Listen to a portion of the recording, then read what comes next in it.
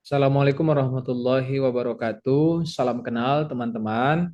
Nama saya Fauzan Ar-Rasyid. Saat ini bertugas sebagai hakim di Pengadilan Agama Serampah kelas 1B di Provinsi Sumatera Utara.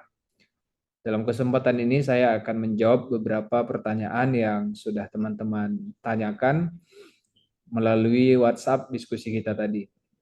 Pengertian asas-asas beracara di peradilan agama. Jadi asas-asas itu adalah kaedah-kaedah dasar pelaksanaan persidangan di peradilan agama. Kemudian apa saja sih asas-asas yang ada di peradilan agama? Secara umum, asas-asas yang ada dalam hukum acara perdata itu juga berlaku di hukum acara peradilan agama, ya. Namun terhadap asas-asas yang lebih khusus diatur di peradilan agama ada beberapa, seperti misalkan yang pertama asas personalitas keislaman. Maksudnya adalah orang-orang ataupun warga negara yang beragama Islam yang terkait dengan kewenangan absolut peradilan agama tadi hanya diperiksa dan diputus oleh peradilan agama. Ada juga asas misalkan tentang sederhana, cepat, dan biaya ringan. Ini adalah asas pelaksanaan persidangan di pengadilan. Ini di semua pengadilan ya, baik itu pengadilan umum, pengadilan agama, pengadilan tata usaha negara, pengadilan militer, itu berlaku asas ini. Ada juga asas tertutup untuk umum. Untuk perkara-perkara perkawinan dan anak, itu asasnya tertutup untuk umum. Artinya tidak boleh menjadi konsumsi publik dan hanya dihadiri oleh orang-orang yang sangat berkepentingan terhadap sengketa tersebut. Jadi ada banyak sekali asas hukum acara peradilan agama ya. Kemudian bagaimana penerapan asas-asas tersebut dalam praktek persidangan? Baik, sebagai contoh tadi saya sebut azas personalitas keislaman di mana peradilan agama memiliki kewenangan absolut menangani sengketa perkawinan. Misalkan dalam kasus perkara hak asuh anak.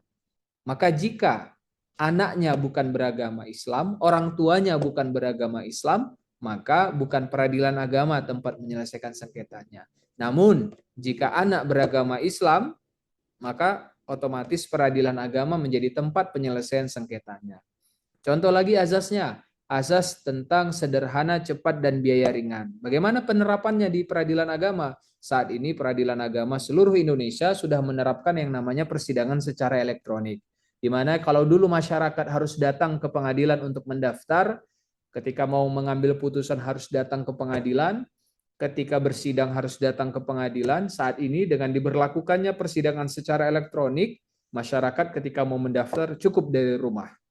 Ketika proses jawab menjawab cukup dari rumah. Ketika ingin mendapatkan putusan cukup dari rumah. Walaupun ada beberapa acara seperti acara pembuktian itu harus tetap datang ke persidangan. Saya loncat ke pertanyaan berikutnya, apa sih tantangan dan kendala dalam pelaksanaan azas tersebut? Kita ambil contoh seperti misalkan azas sederhana, cepat, dan biaya ringan. Saat ini tantangan dan kendalanya adalah sumber daya manusia ataupun hakim peradilan agama itu sedikit, sedangkan beban perkara itu sangat tinggi, sangat banyak. Jadi kalau teman-teman lihat, ada banyak sekali pengadilan agama di Indonesia yang jumlah hakimnya itu 2 atau 3 orang. Sehingga tidak boleh hakim itu sakit, tidak boleh hakim itu cuti. Karena jika ada satu saja hakim yang sakit, maka persidangan harus ditunda.